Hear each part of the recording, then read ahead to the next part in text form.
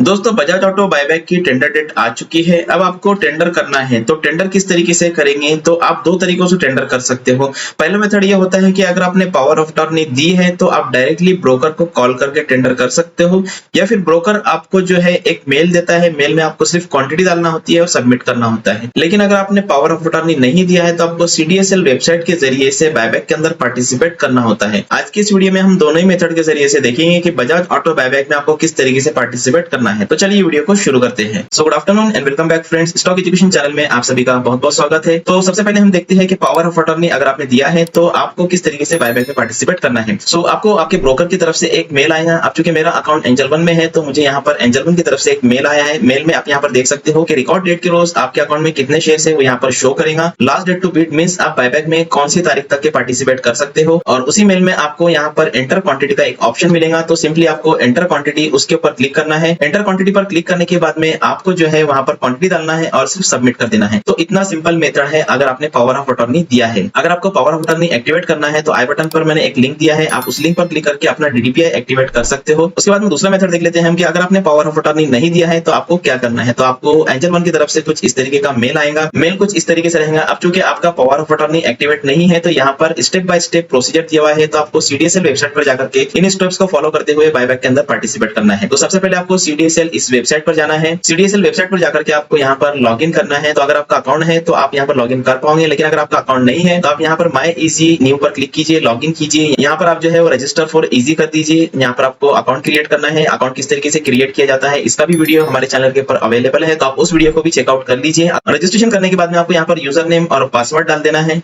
User name password डालने के बाद में अब आपको मिसलेनियस में जाकर के ट्रस्टेड अकाउंट्स को ऐड करना है। तो यहाँ पर दो ट्रस्टेड अकाउंट्स दिए हुए हैं, तो इन दोनों ही अकाउंट्स को आपको ऐड करना है। तो लॉगिन करने के बाद में आपके सामने कुछ इस तरीके का इंटरफेस आएगा। एडिट ट्रस्टेड अकाउंट्स को ऐड करने से पहले आपको यहाँ पर मिसलेनियस में जाना है और रीसेट पिन के ऊपर क्लिक कर देना है। पिन को रीसेट करने के बाद में जो न्यू पिन है वो आपके मेल के ऊपर आ जाएगा। ये पिन हमको लास्ट में लगने वाला है, तो इसको आपको नोट डाउन करके रखना है। तो यहाँ पर आपको मिसलेनियस में जाना है। यहाँ पर आपको एडिट ट्रस्टेड अकाउंट्स के ऊपर क्लिक कर देना है। एडिट ट्रस्टेड अकाउंट्स पर क्लिक करने के बाद में अब आप यहाँ पर देखिए कि आपको एड ट्रस्टेड अकाउंट्स दिखाई देगा। तो सिंपली आपको इस पर क्लिक करना है और वो जो दो अकाउंट नंबर है उनको यहाँ पर ऐड करना है। ऐड करने के बाद में कुछ टाइम के बाद में आपका जो ब्रोकर है वो उन अकाउंट्स को अप्रूव करेगा। अप्रूव करने के बाद में यहाँ पर जो है आपके पास में ये जो बीओआईडी है वो आ जाएंगे। तो यहाँ पर आप देखिए ऑथेंटिकेटेड बाय डीपी, तो डीपी के जरिए से इसको ऑथेंटिकेट किया गया है। नेक्स्ट स्टेप में अब आपको ट्रांजैक्शंस को सेटअप करना है। तो इसके लिए आपको यहाँ पर ये जो ट्रांजैक्शंस दिखाई दे रहा है इस पर क्लिक करना है। यहाँ पर जाकर के आपको सेटअप पर क्लिक करना है। सेटअप पर क्लिक करने के बाद में यहाँ पर आपको इसको ओके कर देना है। ओके करने के बाद में अब आपको स्क्रॉल डाउन करना है। स्क्रॉल डाउन करने के बाद में यहाँ पर आपको ये जो बल्क सेटअप दिखाई दे रहा है इस पर क्लिक कर देना है। बल्क सेटअप पर क्लिक करने के बाद में अब आपको यहाँ पर अर्ली पेइंग पर क्लिक करना है। अर्ली पेइंग पर क्लिक करने के बाद में आप स्क्रॉल डाउन कीजिए। यहाँ पर आपको एक्सचेंज नेम सिलेक्ट करना है। तो आप यहाँ पर बीएससी एनएसी दोनों में से कोई भी एक सिलेक्ट कर लीजिए। तो यहाँ पर मैं एनएसी सिलेक्ट कर रहा हूँ। और उसके बाद में मार्केट टाइप में आपको यहाँ पर टेंडर रूट को सिलेक्ट करना है। टेंडर रूट को सिलेक्ट करने के बाद में अब आपको यहाँ पर सेटलमेंट आईडी की जरूरत है। तो आपको जो मेल आया है मेल के अंदर आपको सेटलमेंट आईडी मिल जाएगा। तो यहाँ पर आप देखिए सेटलमेंट आईडी आपको दिखाई देगा 20240027। तो ये आपको वहां पर डालना है। सेटलमेंट आईडी डालने के बाद में यहाँ पर आप देखिए लास्ट के जो डिजिट्स है वो मैच होना चाहिए। और यहाँ पर हमको ये भी पता है कि सेटलमेंट डेट कौन सी है, तो 20 मार्च 2024 है। तो सिंपली इसको सिलेक्ट कर लीजिए और इसको सिलेक्ट कर लीजिए। अब आपको यहाँ पर सीएम आईडी सिलेक्ट करना है। तो सीएम आईडी में यहाँ पर आपको जो लोअर साइड का है वो सिलेक्ट करना है। क्योंकि हमने यहाँ पर एनएससी सिलेक्ट किया तो आपको यहाँ पर ये सिलेक्ट करना है। अगर आप बीएससी सिलेक्ट करते हैं तो आपको यहाँ पर 612 सिलेक्ट करना है। तो यहाँ पर मैंने सीएम आईडी सिलेक्ट कर लिया है। अब आपको यहाँ पर काउंटर बीओआईडी डालना है। तो काउंटर बीओआईडी के लिए आपको मेल में जाना है। यहाँ पर आप एनएससी का जो लास्ट की यहाँ पर ये 5 डिजिट है ये डालना है आपको 17670 और इसको आपको सर्च कर लेना है। सर्च करने के बाद में यहाँ पर ये कंप्लीट आ जाएगा। अब आपको एंटाइटी आइडेंटिफायर के अंदर आकर के टीएम को सिलेक्ट करना है। टीएम सिलेक्ट करने के बाद में आपको यहाँ पर यूसीसी डिटेल्स के ऊपर क्लिक करना है। अब यूसीसी डिटेल्स पर क्लिक करने के बाद में आपको जो है